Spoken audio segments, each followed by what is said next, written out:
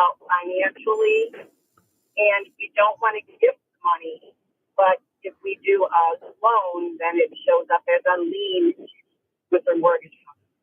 Right. You don't want to, if you quit claim a deed, you're giving ownership up and title to the property. If you want to put a mortgage on the property, you have to have a mortgage deed.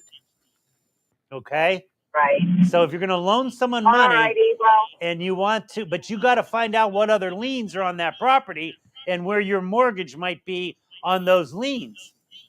So I wouldn't do that unless you get a title work done, because that property might be lien to the hilt. How do you know they didn't go out and get 5 other mortgages? Ma'am, do you know how many calls we've taken over the years from family members or people that have helped other people out in this type of situation, and it's gone south somehow? They never get their money back.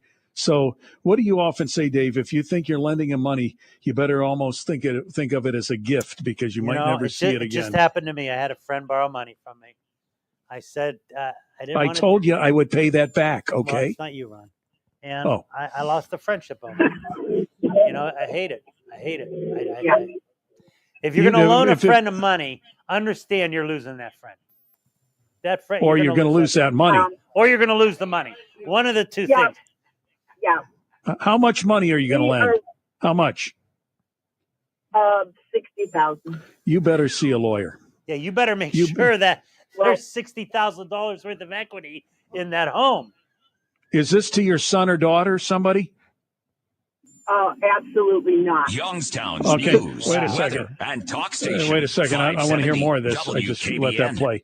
So this is, why are you doing this? Lending $60,000 to somebody that's not a son or daughter to buy a home.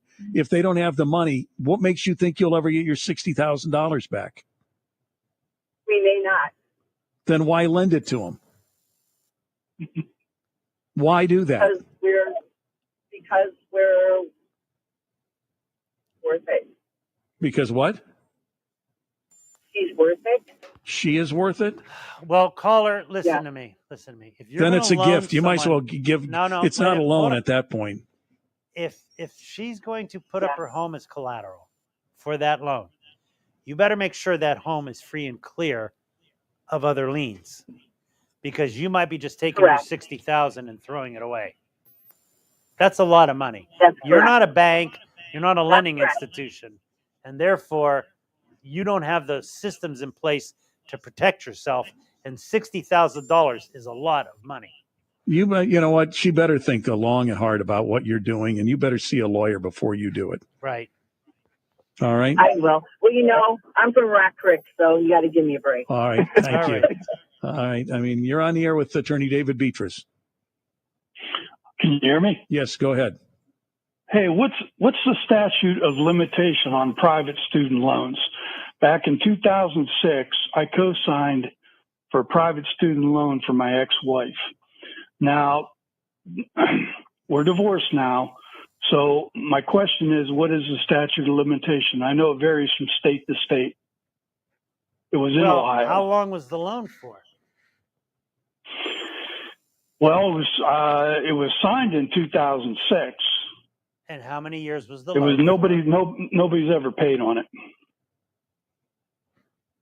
But it's not a federal student loan; it's a private student loan. I know you can't file bankruptcy on it.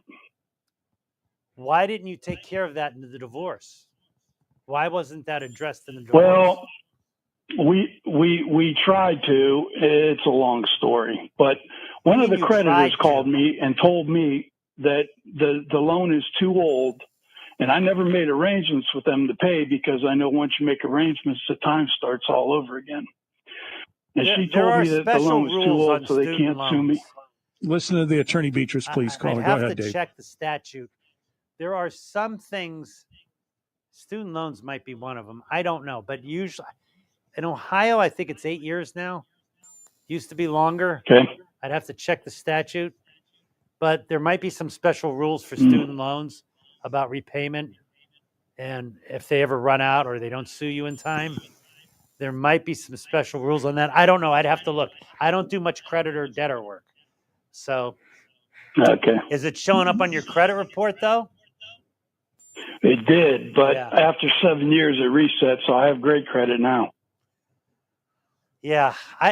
What I don't understand is why that wasn't, if you got a divorce and that was a debt of the divorce, that should have been something that should have been accounted for in the divorce.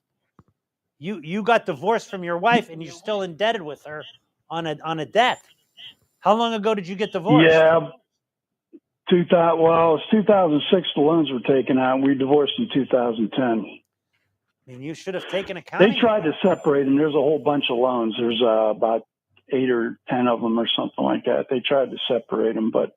Well, did you have any equity and anything else that you could have offset it with? Like what? What do you mean? Well, it's like, I don't want to say horse trading, but if you owe 50,000 and you have 100,000 and the 50,000, 25,000 of it is yours, and you have 100,000 over here, we got to take 25,000 off the top or 50,000 or whatever to make up for that loan. Right. So that's what should have been done. No, there was no equity involved. Did you have a lawyer for your divorce? Yeah, I did. Did you have a dissolution or a divorce? No, it was going to be a dissolution. I think it ended up being a divorce in the end. Well, I don't know why you got divorced and you're still indebted on a debt with her.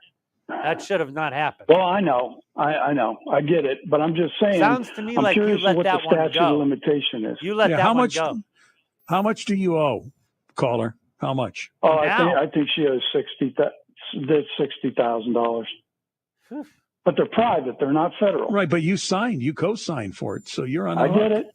get it. And David, did they sue you or her at all at any time? Never. How do you know never? Matter of fact, one of the creditors said that it was past the time they can't sue me. Well, that's how why do you I was know curious. never?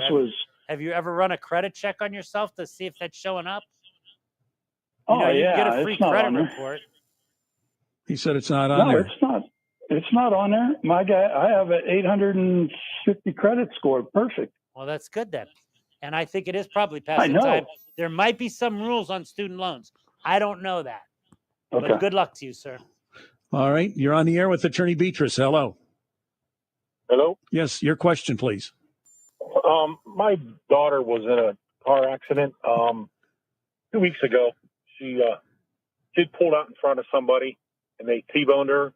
Okay. My mother was with her. My 75-year-old mother was with her, and she took the whole impact on her door. And got banged up pretty bad, broken ribs and everything. I got 30 seconds. What's your question?